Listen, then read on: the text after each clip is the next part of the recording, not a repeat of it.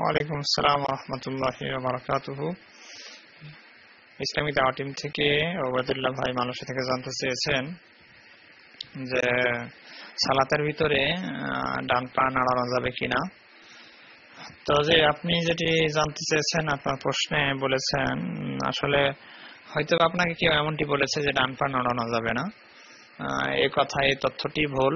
এরকম কোনো প্রমাণ হাদিসের মধ্যে আছে বলে জানি, তবে যিনি বলেছেন তার কাছ থেকে দলিল চেয়ে নেবেন। তবে এরকম কোনো দলিল নেই বলে আমার জানা আছে। হ্যাঁ, তো এই তথ্য আসলে সহিহ হাদিস মোতাবেক ঠিক নয়। তিনি বলে থাকলে এমনি কোনো হয়তোবা কিসসা কাহিনীর বই থেকে বলেছেন। তো আপনি নড়াতে পারবেন আপনার প্রয়োজন অনুসারে, হ্যাঁ, যতটুকু প্রয়োজন সেভাবে আপনি নড়াচড়া করতে পারবেন, তাতে কোনো সমস্যা নেই। তবে এমনি সালাতের ক্ষেত্রে অতিরিক্ত নড়াচড়া, হ্যাঁ, এদিক ওদিক তাকানো, এগুলো নিষেধ। এটি সহিহ হাদিস দ্বারা প্রমাণিত।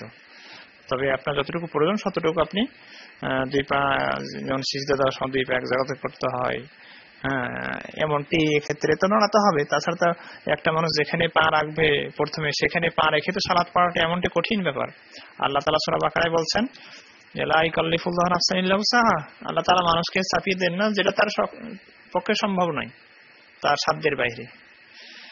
তো এই হচ্ছে আপনার কথা, আশা করি বুঝতে পেরেছেন। আল্লাহ আলাম বিসসাওয়াব। সাল্লাল্লাহু আলা নবী। আসসালামু আলাইকুম ওয়া রাহমাতুল্লাহি ওয়া বারাকাতুহু।